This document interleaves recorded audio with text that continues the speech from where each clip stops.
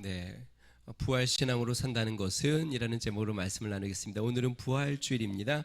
예수님께서 우리의 죄를 위하여 십자가에서 못 박혀 죽으시고 나의 모든 죄를 담당하셔서 무덤에 머무르셨다가 3일 후에 다시 부활하셔서 부활의 생명으로 살아나신 것을 기념하는 주일입니다.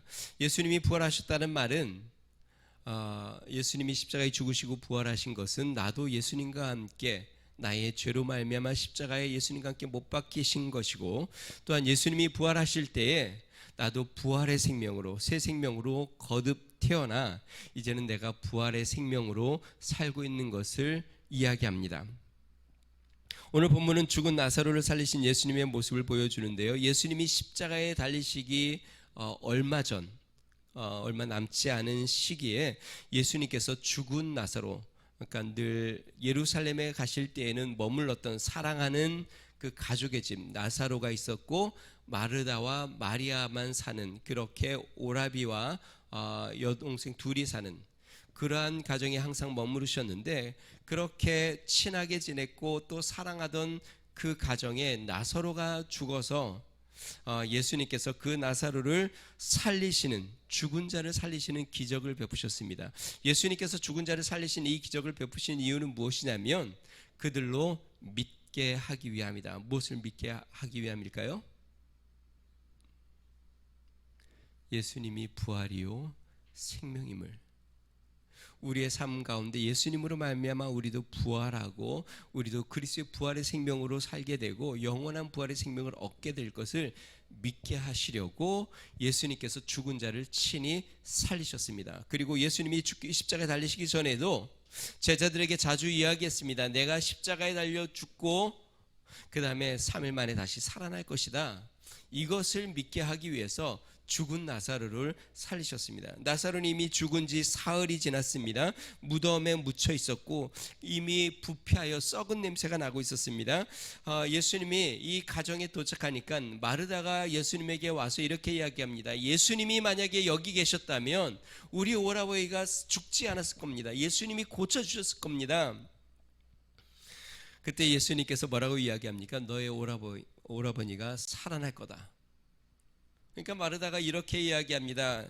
24절 우리 같이 한번 읽어볼까요? 본문 말씀 24절 같이 읽습니다. 시작. 마르다가 이르되 마지막 날 부활 때에는 다시 살아날 줄을 내가 아나이다. 예수님께서 너의 오라버니가 살아날 것이다 라고 이야기하니까 마지막 날에 다시 살아날 것은 제가 압니다. 저도 알고 있습니다. 그랬더니 예수님이 이렇게 이야기합니다. 25절 26절 다시 한번 우리 같이 한번 읽어보겠습니다. 같이 읽습니다. 시작. 예수께서 이르시되 나는 부활이요 생민이 나를 믿는 자는 죽어도 살겠고 무릇 살아서 나를 믿는 자는 영원히 죽지 아니하리니 이것을 내가 믿느냐.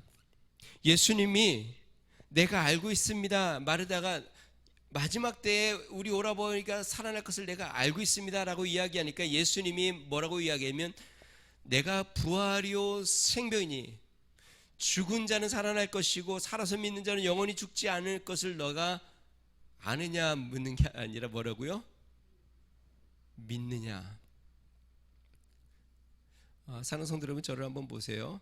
이 부활절을 우리가 이렇게 하면 우리가 늘 생각하는 건 내가 죽은 후에 우리 크리스찬들은요 죽은 후에 살아날 것을 압니다. 부활을 우리가 알잖아요. 그럼 제가 하나 물어볼게요. 지금 부활의 생명으로 살고 있습니까? 죽은 후에는 부활하죠. 그걸 알아요. 마르다가 얘기하잖아요. 마지막 때에 우리 오라비가 살아날 걸 제가 압니다. 그랬더니 예수님이 이렇게 이야기합니다. 내가 그 부활이요 그 생명이다. 영어 성경에 뭐라고 되어 있냐면 I am the, 바로 그 I am the resurrection and the life. 내가 바로 그 부활이고 내가 바로 그 생명이다. 그러면서 나를 믿는 자는 죽어도 살겠고 그 다음에 살아서 나를 믿는 자는 영원히 죽지 아니하리니 이것을 내가 믿느냐. 다시 이야기하면 예수님을 믿는 자들은 지금 부활의 생명을 가졌습니다. 이미 죄된 생명은 예수님의 십자가에서 예수님과 함께 십자가에 못 박혀 죽었고 죄된 생명이라고 하면 나의 욕망과 욕심과 세상의 죄악으로 살았던 이기적이고 내 죄의 노예가 되어 세상의 죄를 쫓아 욕망대로 살았던 나는 이미 십자가에 예수님과 함께 못 박혀 죽었고 이제는 부활하신 예수 그리스도의 생명으로 새 생명으로 그게 born again 부활 생명으로 사는 것이에요. 그래서 사도 바울이 뭐라고 이야기합니까? 내가 그리스도와 함께 십자가에 못 박혀 죽었나니 그런즉 이제는 내가 산 것이 아니요 오직 내 안에 그리스도께서 사신 것이라. 이게 부활의 생명이죠. 부활하신 예수님의 생명으로 사는 것. 물론 우리 육신은 죽게 됩니다. 그런데 성경 그것을 죽음이라고 하지 않고 오늘 예수님이 제자들에게 뭐라고 이야기합니까? 11절에 같이 한번 읽어볼까요? 같이 있습니다. 시작. 이 말씀을 하신 후에 또 이르시되 우리 친구 나사로가 잠들었도다. 그러나 내가 깨우러 가노라. 지금 나사로가 죽었다고 하지 않고 예수님이 뭐라 그래요? 잠들었다. 여러분, 우리 예수님을 믿는 사람들은 이제 나이가 들고 아니면 병이 들 수도 있지만 어떤 사고로도 죽을 수도 있지만 한 번은 잠이 들게 되어 있습니다. 그러니까 죽음을 맞이하게 되어 있습니다. 그런데 제가 지난 이번 특별 새벽 기도회 때 이야기했어요. 잠은 뭐예요? 안식, 쉼이에요. 쉼. 그래서 크리스찬의 죽음을 뭐라고 하냐면 영원한 안식이라고 이야기합니다. 쉬는 것이에요. 이 세상의 수고를 이제 쉬는 겁니다. 다 그렇게 잠을 자고 나면 그 다음엔 어떻게 돼요? 다시 일어나잖아요. 여러분, 오늘 저녁에 이제 하루의 일과를 다 마치고 집에 가면 여러분들이 이제 잠을 주무실 거예요. 잠을 주무시기 전에 두려워하거나 고민하거나 하십니까? 내일 못 일어나면 어떻게 되나? 이렇게 영원히 내가 잠자고 내 존재가 사라지면 어떻게 되나? 고민하세요? 아니죠. 가끔 해요. 허약하시군요. 보약을 좀 드세요. 기도도 좀 하시고. 고단하게 하루를 살면 우리는 저녁에 쉼을 기다립니다. 빨리 집에 가서 샤워 쫙 하고 빨리 잠자리에 누워서 좀 쉬어야지. 이 저녁에 잠을 자는 건 두려운 일이 아니에요. 하루를 수고하고 힘들게 최선을 다해서 살면 저녁에 가서 쉴 것을 기대합니다. 그리고 그렇게 쉼을 얻고 나면 새 힘을 얻어 그 다음날 다시 또 하루의 삶을 새 삶을 사는 것이에요. 죽음이 그런 겁니다. 이 세상의 삶의 모든 수고를 마치면 우리가 이제 죽음이라는 잠을 자게 됩니다. 그리고 주님이 오실 때, 주님이 다시 이 세상에 오실 때 우리는 다시 일어나 새 생명으로 영원한 삶을 사는 것이에요. 여러분, 세상 사람들은 신념을 가지고 삽니다. 신념. 열심히 살면 복을 받는다. 선하게 살면 착한 일을 하면 복이 온다. 포기하지 않으면 꿈을 이룬다. 우리 그리스도인은 무엇을 갖고 살까요? 신념이 아니라 무엇을 갖고 살아요? 믿음을 갖고 삽니다. 믿음. 제가 전에 이야기했습니다. 신념과 믿음의 차이가 무엇일까요? 신념은 나 자신에게 기반을 두는 것이에요. 내가 열심히 하면 잘 될 거야.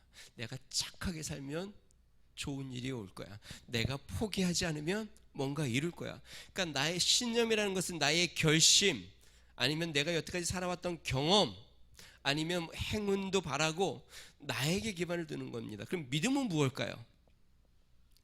믿음은 내 삶의 결과를 나에게 기반을 두는 게 아니라 우리 주님께 기반을 두는 것입니다.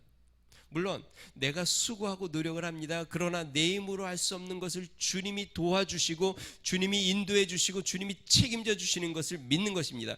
여러분, 우리의 삶의 가장 중요한 것, 저를 한번 보세요. 우리 삶의 가장 중요한 건 내 힘으로 할 수 있는 게 아닙니다. 가장 중요한 거 한번 생각해 볼게요.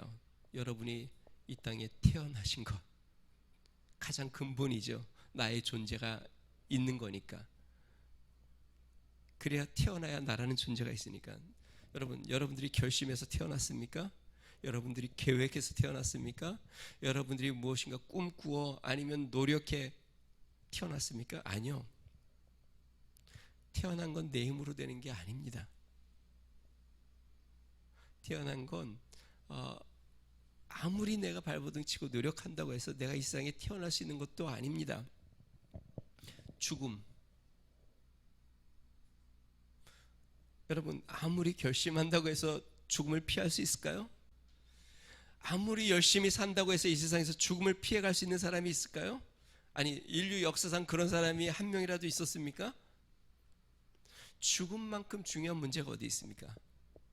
여러분, 이 세상에서 내가 아무리 성공을 하고 많은 재산을 모으고 내가 아무리 높은 지위를 얻어도 죽으면 다 사라지는 것.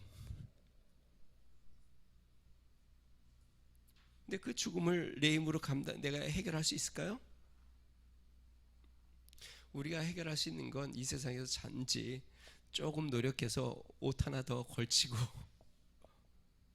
밥 먹고 살고 거할 곳 좀 장만하고,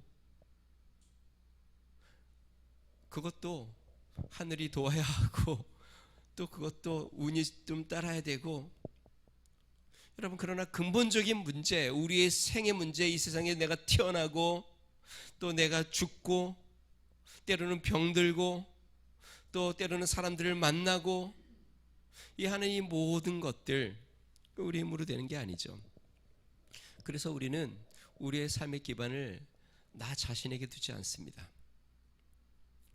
왜냐하면 우리 힘으로 해결할 수 없는 문제들이 너무나도 많기에 기반을 주님 앞에 두는 것이죠. 그래서 주님을 믿는 것이에요. 나는 최선을 다하고, 마치 제가 자주 이야기하죠. 농부가 씨를 뿌리고 그 다음에 하늘에 빌잖아요. 왜요? 내가 아무리 수고하고 땀을 흘려 땅을 파고 파종을 하고 물을 주고 내가 아무리 수고를 해도 하늘이 비를 내리지 않으면 도루묵 아무 결과를 얻지 못해요. 그러니까 수고는 내가 했는데 어디에 빌어요? 옛날 우리 그 선진들은 그냥 우리 조상들은 하늘에 빌었단 말이에요. 하늘이 도와야 된다고. 여러분, 아무리 우리가 수고하고 노력하지만 물론 씨도 안 심으면 비가 와도 열매를 맺지 못하죠. 하나님이 주신 우리의 재능과 우리의 힘으로 우리는 씨를 뿌리는 것이에요.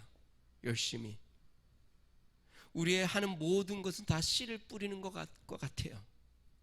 내가 손으로 수고하는 것, 내가 열심을 내는 것, 내가 사람들에게 선을 베푸는 것, 내가 하는 모든 것은 이 세상에서 씨를 뿌리는 것이에요. 주님 앞에 드리는 헌금도 제가 기도할 때 그러잖아요. 주님 앞에 심었다 그러잖아요. 근데 거두게 하시는 분은 누구예요?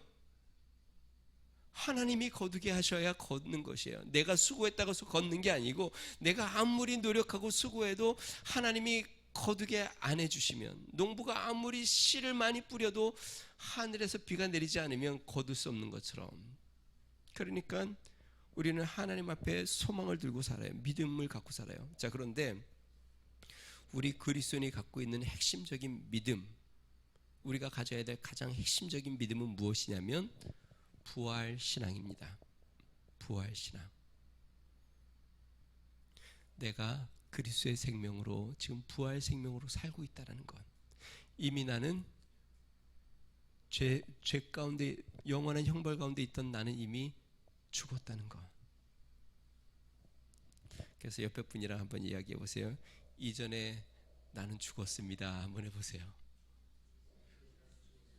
물론 여기 아직 안 죽은 사람도 있는 것 같긴 한데, 나의 욕망과 욕심과 세상의 꿈과 이기적인 마음과 그것을 갖고 살았던 나는 이미 죽었고, 지금 나는 어떤 생명으로 사는 거냐면 부활하신 예수 그리스도의 생명으로 사는 것이에요. 근데 예수님 믿은 우리가 이 부활절에 왜 이 말씀을 하냐면 잊고 살기 때문에. 맨날 잊고 살아요. 지금 예수의 부활의 생명으로 산다는 것을 잊고 아직도 옛날에 죽은 나를 붙잡고 살아요.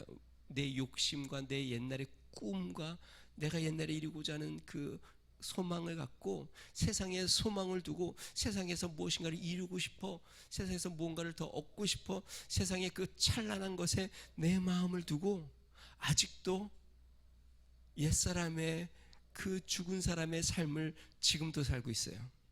부활신앙으로 살고 있지 않는 것이에요. 사랑하는 성도 여러분, 부활신앙으로 사시기를 주의 이름으로 축원드립니다. 그렇다면 예수님과 함께 십자가에 죽은 것을 늘 기억해야 합니다. 그리고 지금 내 안에 사는 것은 예수 그리스도의 생명인 것을 기억해야 합니다. 자, 그러면 부활신앙으로 산다는 것은 무엇을 의미할까요? 우리 크게 세 가지를 살펴보겠습니다. 첫 번째는요, 삶의 목표를 멀리, 즉 영원한 것에 두고 사는 것을 의미합니다. 다시요, 삶의 목표를 멀리 영원한 것에 두고 사는 것이에요.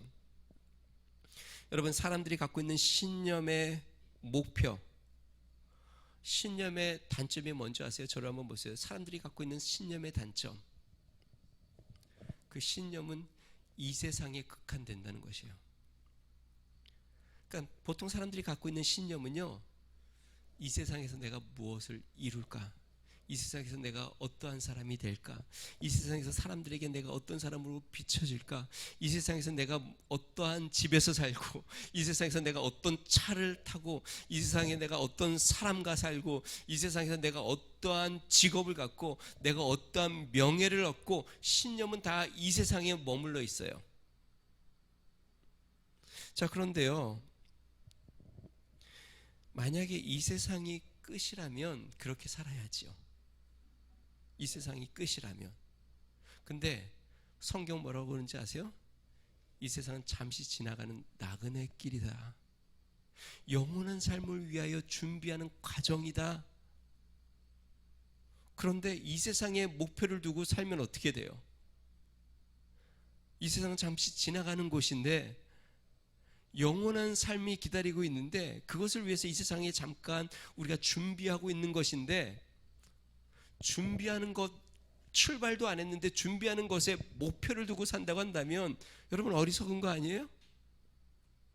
만약에 우리 자녀들이 지금 만약에 중학교 1학년인데 그의 인생의 목표가 중학교 1학년 마칠 때에 내가 아이폰 하나 얻는 것, 그게 인생의 목표라고 한번 생각해 봅시다.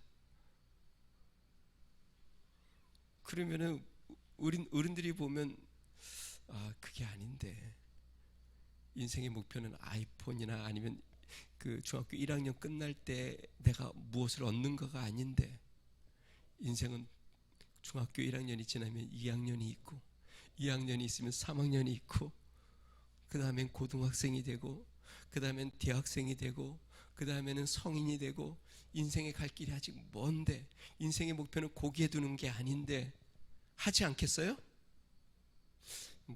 죄송합니다. 우리 주중에 교회에서 카페를 운영하지 않습니까? 거기에 이제 알바하는 학생이 있어요.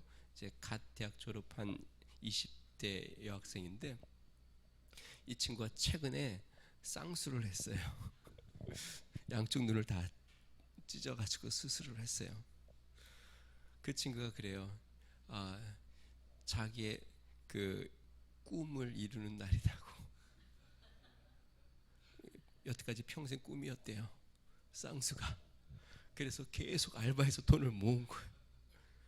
그리고 쌍수를 하고 왔더라고요. 여러분, 쌍수가 인생의 꿈이 될 수 있어요? 물론 그 나이에는 얼마나 예뻐지고 싶어요. 눈도 좀 커져 보고 싶고 작은 눈도 좀 찢어서 좀 커져 보고 싶고. 그래서 내가 그랬어요. 야, 그러면 너 이제 꿈이 사라지면 어떡하냐. 그 친구가 하는 말이 뭐라는지 알아요? 다음에는 코를 세울 거래요. 코를 세우려고 돈을 모으는 거예요. 그러면 코 세운다면 어떻게 할까요? 그 다음에 명품 옷을 살까요? 여러분, 인생이 그래요. 웃지만 여러분들도 그렇게 살아요. 좀 더 넓은 집에 살고 싶어서 아둥바둥 사는 거예요. 좀 더 좋은 차 타고 싶어서 그냥 밤잠 줄이면서 그렇게 사는 거예요. 그렇게 살다가 노연되고 그러다가 인생을 떠나는 거예요. 그럼 떠날 때 어떻게 해요? 그때 다들 허무해합니다. 내가 뭐하고 살았나? 왜? 다 두고 가니까. 하나도 가져갈 수 없어. 야, 내가 뭐 하려고 여태까지 이러고 살았나?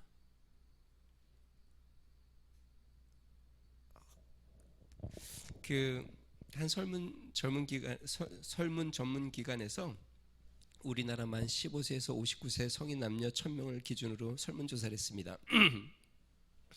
평소 죽음의 의미를 종종 생각하며 살아가는가? 63.3%가 그렇다고 이야기했습니다. 그들에게 다시 물어봤습니다. 당신이 생각하는 가장 좋은 죽음은 무엇입니까? 50%가 자다가 조용히 생을 마감하는 것, 49%가 죽음을 앞에 뒀을 때 후회가 없는 죽음, 44%가 통증이나 괴로운 상황이 없는 죽음, 42%가 사랑하는 사람과 인사하고 헤어질 수 있는 죽음, 30%가 사람으로 존중을 받으며 죽음을 맞이하는 것, 22%가 자신의 꿈꾸었던 미래를 이루고 난 뒤 죽는 것. 여러분, 죽음을 생각하며 살던, 죽음을 의식적으로 생각을 안 하고 살던 죽음은 찾아올까요? 제가 보기에 많은 분들이 멀지 않은 것 같아요. 우리가 점점 가까워오고 아무리 내가 죽음에 대해서 생각 안 하고 그냥 현실에 충실히 살아야지 한다고 해서 죽음이 비껴가는가? 아니요. 아무리 현실에 충실히 산다 해도 죽음은 점점 다가오고 있습니다. 그런데 여러분, 아까 얘기한 대로 좋은 죽음, 그래요. 죽음이 끝이라면 끝을 잘 맺어야 되니까 좋은 죽음을 해서 끝을 잘 맺으면 좋죠. 그런데 죽음이 끝이 아니고 출발이라면 좋은 죽음이, 여기에 소망을 두는 게 무엇이 의미가 있습니까? 이게 끝이 아니라 새로운 출발인데, 마치 누에가 죽는 것 같은데 죽은 다음에 어떻게 해요? 나비로 다시 태어나잖아요. 죽은 게 아니라 살아난 것이에요. 우리가 씨앗을 땅에 뿌리면 이 씨앗이 땅에 떨어져서 다 죽어서 형체가 없어지는 것 같은데 거기에서 싹이 나오잖아요. 새로운 생명으로 태어나잖아요.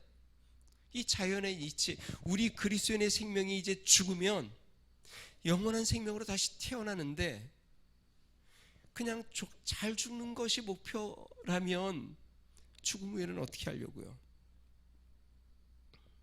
어리석은 것이죠. 로마에 가면, 전에 제가 한번 예를 들었습니다. 한 대학 정문에 그 대학을 설립한 사람이 비석을 세워놓고 거기다 글귀를 적어놨어요. 뭐라고 써놨냐면 After that what? 그 다음엔 무엇을?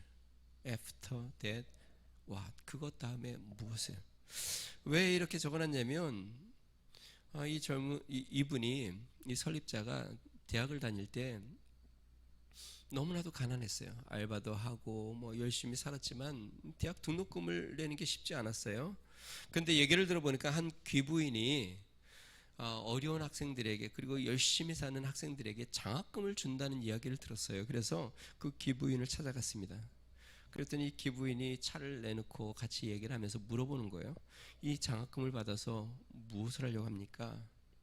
그랬더니 이 학생이, 네, 등록금을 내야죠. 자, 그 다음에 물어봅니다.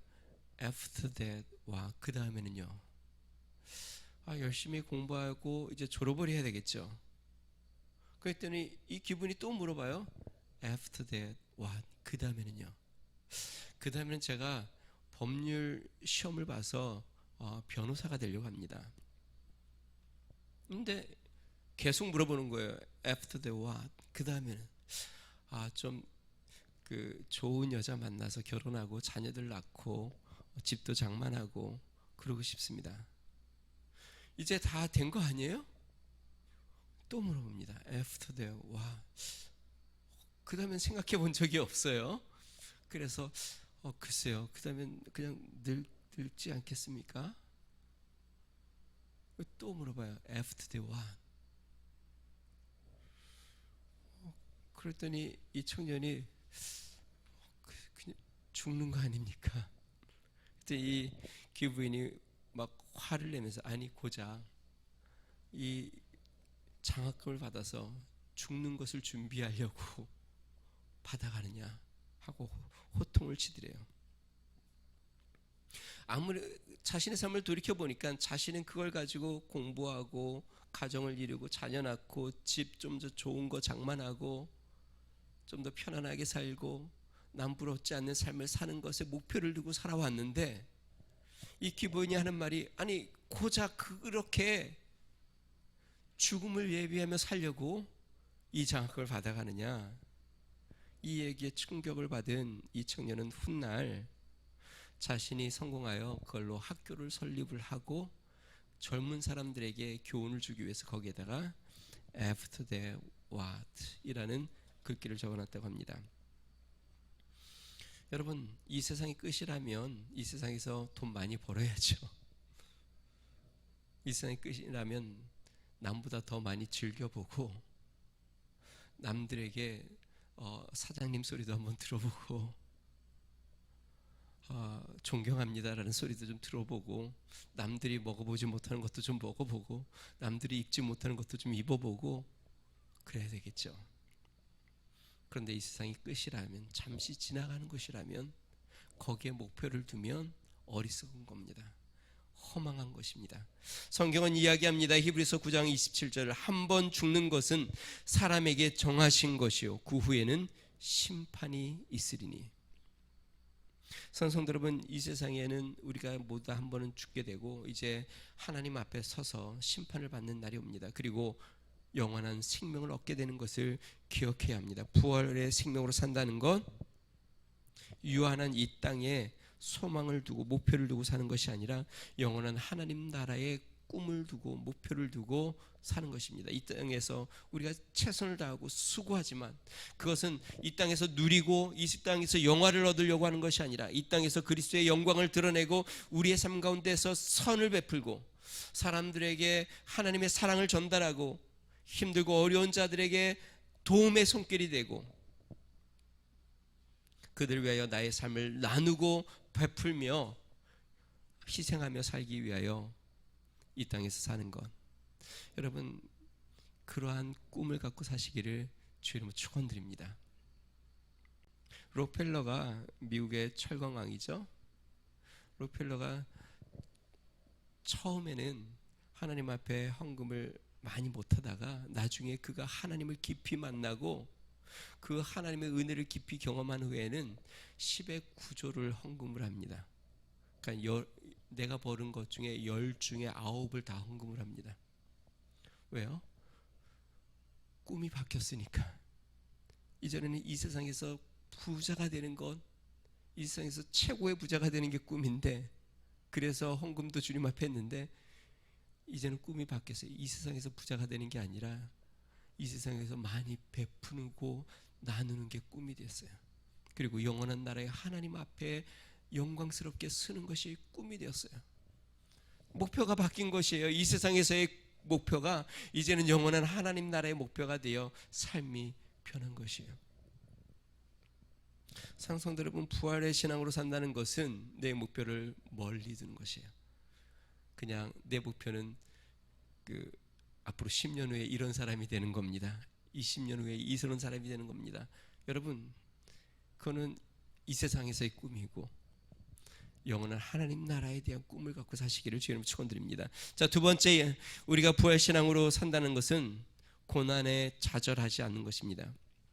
우리 인생은 수고와 고난의 연속입니다. 삶을 영위 위해 쉼없이 일해야 합니다. 가정을 돌아보아야 하고 자녀의 삶을 책임져야 합니다. 이것을 위해서 건강도 잃지 않도록 건강관리도 철저히 해야 합니다. 그런데 이런 노력에도 불구하고 삶의 무게는 쉽게 줄어들지 않습니다. 아무리 노력하고 힘들어도 삶은 점점 무겁게 느껴집니다. 여러분 이 수고는 신앙생활에도 마찬가지입니다. 우리 예수님 믿는 사람들은 이 세상의 욕심과 싸워야 하고 이 세상의 유혹과 항상 싸워야 합니다. 경건한 삶을 지키기 위해서 기도하고 착한 행실에 힘써야 합니다. 자신의 욕망이 아닌 주님을 위한 헌신의 삶을 살아야 합니다. 물론 우리 그리스도의 삶은 주님과 동행하는 기쁨의 삶입니다. 그런데 만약에 이 세상이 끝이라고 하면 이렇게 우리 그리스도인이 죄와 싸우고 삶을 희생하고 주를 위하여 나의 삶을 드리며 사는 건 이것도 허망한 것이 되어버립니다. 이 세상이 끝이라면. 그런데 그 수고와 고난이 영원한 영광을 위하여 잠시 인내하는 것이라면 그러면 말이 달라지죠. 마치 마라톤 선수가 영광의 고린 지점을 바라보며 힘든 경주를 인내하는 것, 학생이 영광의 합격을 위하여 견디고 참으며 공부하는 것, 부모가 자녀의 잘됨을 위하여 기대하며 인내하고 양육하는 것, 그러므로 그 수고와 고난이 잠시 지나가는 것이고 그 수고와 고난 후에 영원한 영광이 기다리고 있다고 한다면 우리는 좌절하지 않고 영원한 영광의 소망을 품고 인내하고 견디며 나아가는 것이죠. 고린도후서 4장 17절 현대인의 성경은 사도 바울이 이렇게 이야기합니다. 우리가 잠시 받는 가벼운 고난은 그 무엇과도 비교될 수 없는 그 크고 엄청난 영원한 영광을 위하여 우리에게 가져다 줄 것입니다. 우리가 받는 이 세상에서 잠시 가벼운 고난, 그것은 영원한 나라에 받을 영광과 비교할 수 없다. 여러분, 주님을 위해서 고난을 받는다면 예수님이 그렇게 이야기했습니다. 저를 한번 보세요. 만약에 너희들이 나를 위하여 나로 인하여 핍박을 받는다면, 고난을 받는다면 기뻐해라. 그러면서 뭐라고 말씀했냐면 하나님 나라에서 너희의 상이 크다. 여러분들이 예수님을 믿는 것 때문에 가난하고 살다면, 여러분들이 예수님을 믿는 것 때문에 욕심을 부리지 않고 그냥 정직하게 최선을 다하여서 성공하지 못했다 하면 기뻐하십시오. 왜요? 이 세상에서는 이루지 못했다 해도, 이 세상에서는 많이 얻지 못했다 해도 주님 나라 가면 상급이 큽니다. 네, 아멘을 아무도 안 하네요. 이 세상에서 주를 위해서 고난도 받고 싶지 않고 가난하고 싶지도 않고. 그게 부활의 신앙으로 사는 것이에요. 이 세상에서 주를 위하여 고난을 받고 내가 의롭고 선하게 살면서 고난의 삶을 가고 그래도 내가 기쁨의 길로 기쁨으로 가는 건 이것이 부활의 신앙이에요. 마치 예수님이 십자가의 고난을 앞에 두고 기쁨으로 나아간 것처럼. 영국 북동부 델행이라는 지방에 아주 작은 마을 바람이라고 일컫는 도시가 있는데요. 옛날부터 이 도시에는 석탄 산업이 굉장히 발달되어서 탄광이 굉장히 많았다고 합니다. 그리고 역사적으로 그 탄광에서 탄광이 있으면 항상 있는 일이요. 사고, 탄광이 무너지는 사고가 종종 계속 일어났는데 그 중에 가장 큰 사고 164명이 이 탄광이 무너져 그 안에서 그냥 묻혀 죽는 그런 아주 큰 사고가 한번 일어났다고 합니다. 온 마을이 슬픔에 잠겼고 그 구조에 아주 최선을 다해서 힘써서 그 시신들을 수습하고 정말 모든 사람들이 통곡을 하고 수습을 하는데, 그 수습하는 현장에 마지막 탄광이 들어가 보니까 그들이 이 무너진 탄광 속에서 마지막 시간을 보냈던 그 자리에 흔적들이 남아 있는데 거기에 나무 합판이 하나 있는데 거기에 글귀가 하나 적혀져 있더래요. 뭐라고 써 있나 봤더니 이렇게 적혀져 있습니다. 주님은 우리와 함께 계십니다. 우리는 갈 준비가 되었습니다. 주여 축복하소서. 우리는 대단히 유쾌한 기도회를 가졌습니다. 그러니까 거기에서 그들이 마지막 기도회를 가진 것 같아요. 근데 그 기도회 가운데 은혜를 많이 받았나 봐요. 그래서 우리는 대단히 유쾌한 기도회를 가졌습니다. 그러면서 이렇게 이야기합니다. 모든 사람은 영원한 영광을 위해 준비되었습니다. 화요일 오후 2시.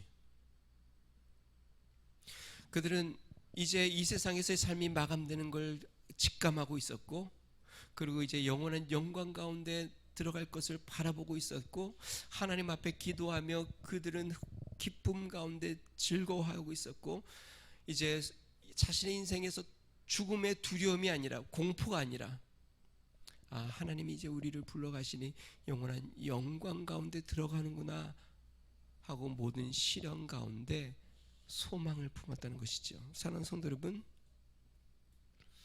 이 세상 가운데 우리의 삶에 고난이 많고 시련이 많습니다. 어려운 일도 많이 겪습니다. 때로는 한숨도 쉬고 때로는 절망처럼 느껴질 수도 있습니다. 그러나 꼭 기억하십시오. 금방 지나갑니다. 여러분들의 제가 가끔 우리 아내랑 이야기하면서 이수정 권사님 그때 개척할 때 10년 전에 같이 시작했는데 벌써 10년이 지났네.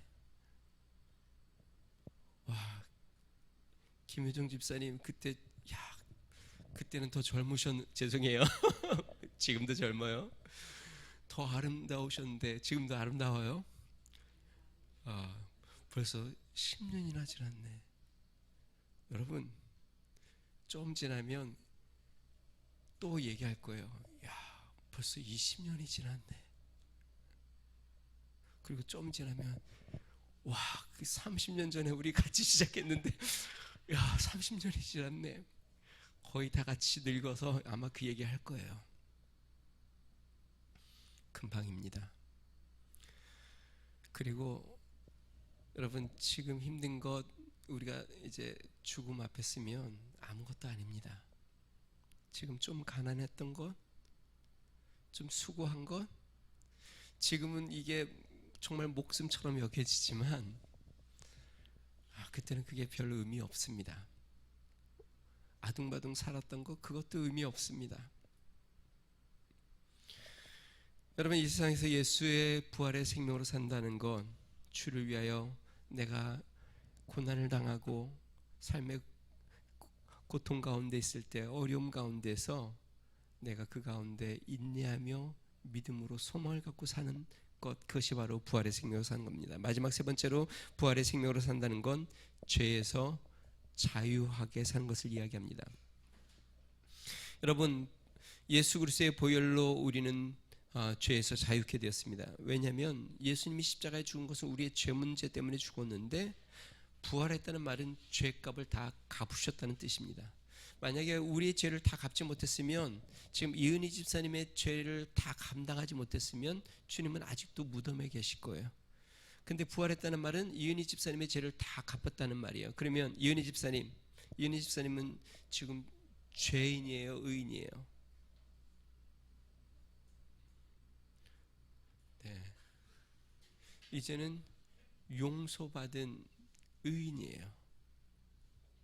자, 이제는 사단이 죄가 우리를 주장할 수 있을까요?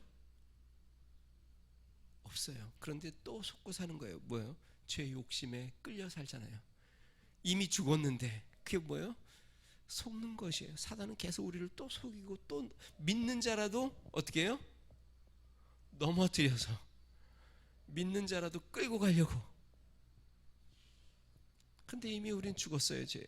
이제 나는 의인이 됐어요. 그러니까 예수 그리스도의 의로운 삶으로 사는 것이에요.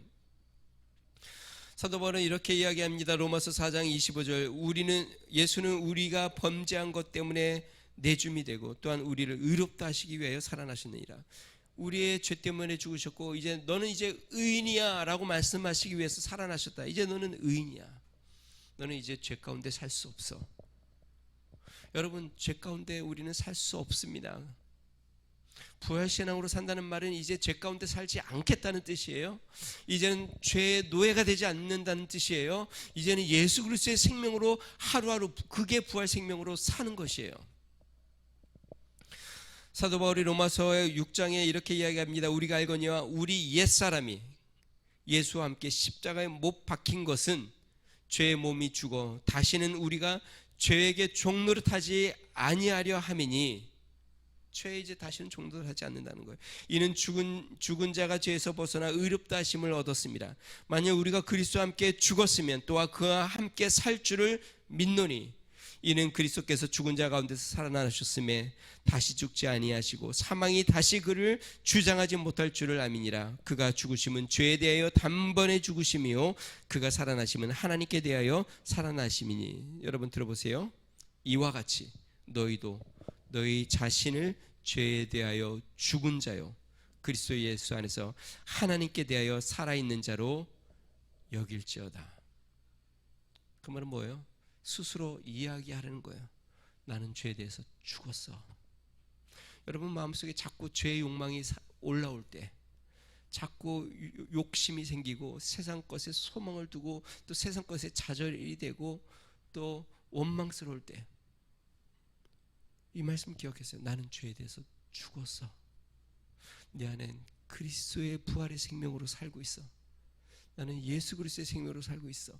이제는 죄와 상관없는 사람이야 하고 사는 거, 이게 부활신앙으로 사는 것이에요. 부활신앙으로 살고 예수를 믿었는데도 계속 죄에 붙잡혀서 죄에 끌려다니면서 살면 그것은 사단이 자꾸 나를 속이고 넘어뜨리는 것이에요. 사랑하는 성도 여러분, 오늘 예수 부활하신 부활주일입니다. 결심하시기 바랍니다. 부활신앙으로 살리라. 내가 죽고 나면 부활하는 것 저도 알아요. 그게 아니라 지금 부활신앙으로 살리라.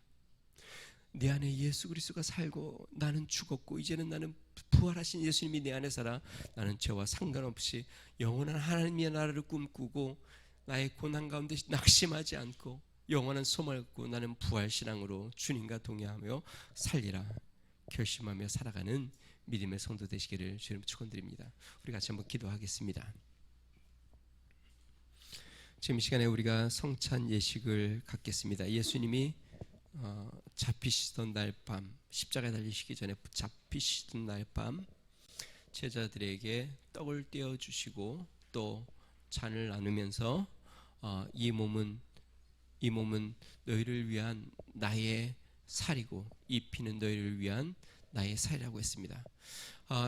주님이 오시는 그날까지 이 성찬 예식을 통하여 나를 기념하라고 말씀했습니다. 오늘 성찬 예식을 통하여 주님을 기념하고 이 떡을 먹고 잔을 마시면서 나는 부활의 생명으로 삽니다.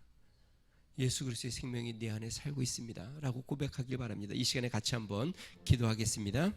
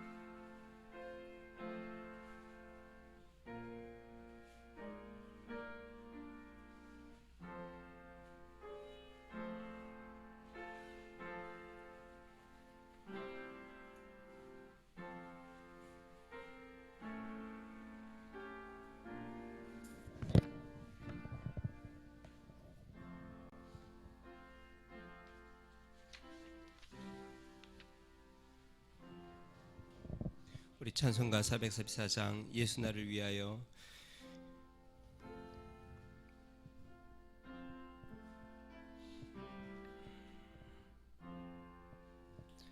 예수 나를 위하여 십자가를 질 때 세상 죄를 지시고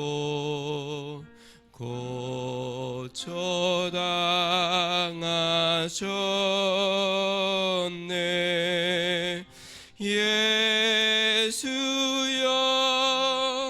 예수님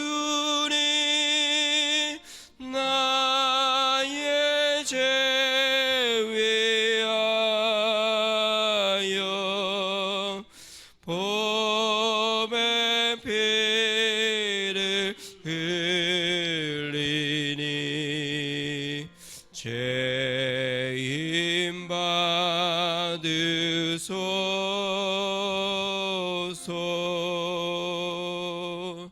내가 너에게 전한 것은 주께 받은 것이니 곧 주 예수께서 잡히시던 밤에 떡을 가지사 축사하시고 떼어 이르시되 이것은 너희를 위하는 내 몸이니 이것을 행하여 나를 기념하라 하시고 식후에 또한 이와 같이 잔을 가지시고 이르시되 이 잔은 내 피로 세운 새 언약이니 이것을 행하여 마실 때마다 나를 기념하라 하셨으니 너희가 이 떡을 먹으며 이 잔을 마실 때마다 주의 죽으심을 그가 오실 때까지 전하는 것이니라. 그러므로 누구든지 주의 떡이나 잔을 합당하지 않게 먹고 마시는 자는 주의 몸과 피에 대하여 죄를 짓는 것이니라. 사람이 자기를 살피고 그 후에야 이 떡을 먹고 이 잔을 마실지니 주의 몸을 분별하지 못하고 먹고 마시는 자는 자기의 죄를 먹고 마시는 것이니라. 그러므로 너희 중에 약한 자와 병든 자가 많고 잠자는 자도 적지 아니하니 우리가 우리를 살폈으면 판단을 받지 아니하려니와 우리가 판단을 받는 것은 주께 징계를 받는 것이니 이는 우리로 세상과 함께 정죄함을 받지 않게 하려 하심이라. 그런즉 내 형제들아 먹으러 모일 때에 서로 기다리라. 만일 누구든지 시장하거든 집에서 먹을지니 이는 너희의 모임이 판단받는 모임이 되지 않게 하려 함이라. 그 밖에 일들은 내가 언제든지 갈 때에 바로 잡으리라.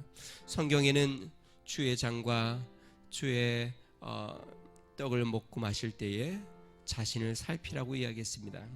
자신을 살피라는 것은 예수 그리스도를 구주로 영접한 자가 성찬에 참여하는 것입니다. 그리고 예수 그리스도를 영접하여도 내가 주님 앞에 정말 회개할 죄가 있다고 한다면 주님 앞에 고백하고 주의 잔에 참여하는 것입니다.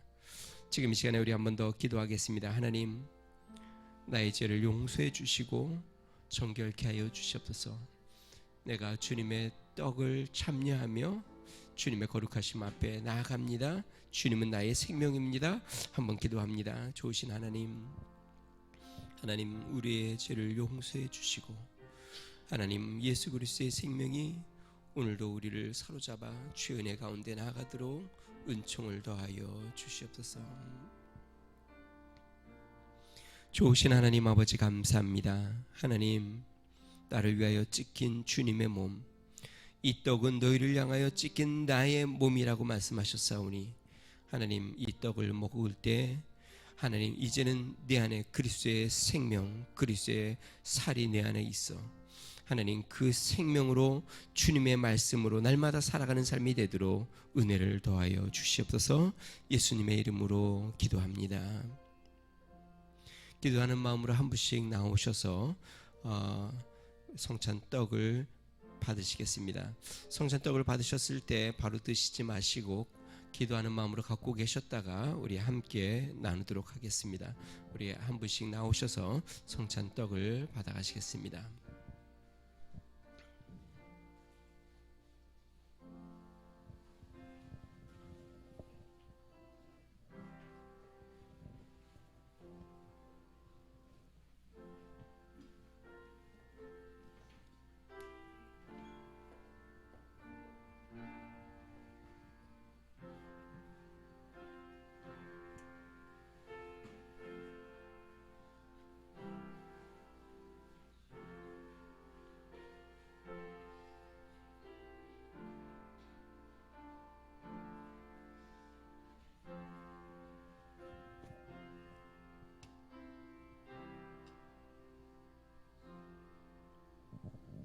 내가 너에게 전한 것은 주께 받은 것이니 곧 주 예수께서 잡히시던 밤 떡을 가지사 축사하시고 떼어 이르시되 이것은 너희를 위하는 내 몸이니 이것을 행하여 나를 기념하라.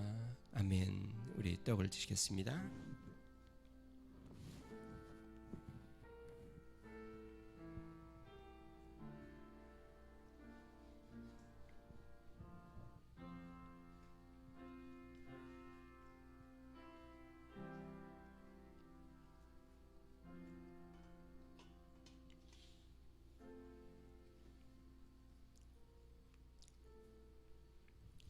좋으신 하나님 아버지 감사합니다. 예수님께서 잔을 나누시고 이것은 너희를 향하여 흘리는 나의 피라고 말씀하셨습니다. 예수님께서 십자가상에서 하나님 물과 피를 남김없이 다 쏟으셔서 하나님 아버지 우리가 받을 그 고난을 예수님이 온몸으로 받으시고 하나님 내가 받을 형벌을 주님이 대신 받아주셔서 감사합니다. 예수님이 흘리신 그 피가 이제는 우리 안에 있어 이제는 우리가 예수 그리스도의 생명으로 살아감을 믿습니다. 이 잔을 먹고 마실 때 그리스도의 생명이 우리 안에 살아 움직여 하나님 이제는 죄와 상관없이 부활의 생명으로 날마다 살아가도록 은혜를 더하여 주시옵소서. 예수님의 이름으로 기도합니다. 아멘. 우리 한 분씩 나오셔서 주의 잔을 받으시겠습니다.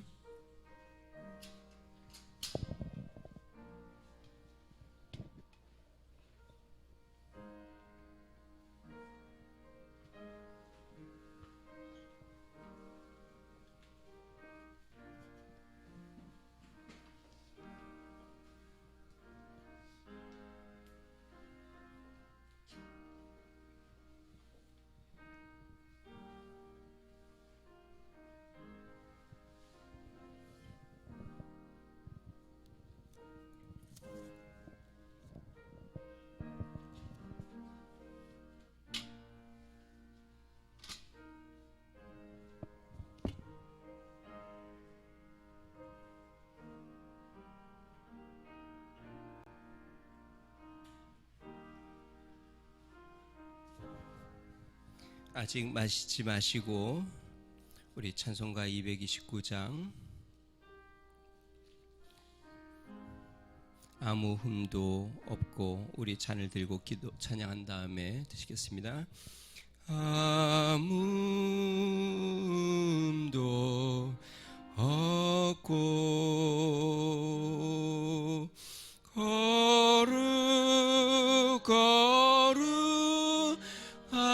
거룩하시 주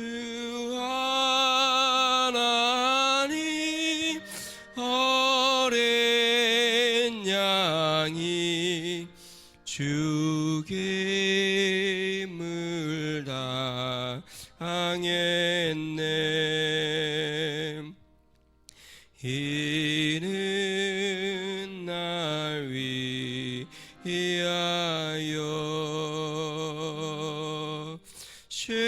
십자가 위에서 못 박히사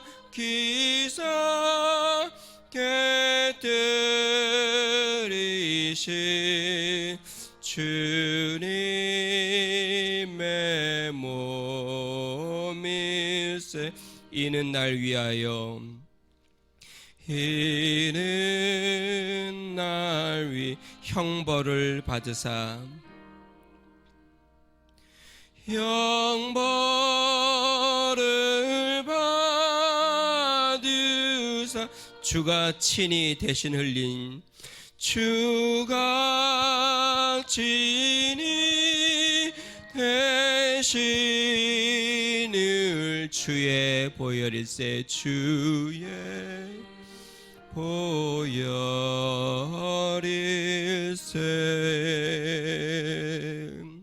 식후에 또한 그와 같이 잔을 가지시고 이르시되 이 잔은 내 피로 세운 새 언약이니 이것을 행하여 마실 때마다 나를 기념하라. 아멘. 잔을 마시겠습니다.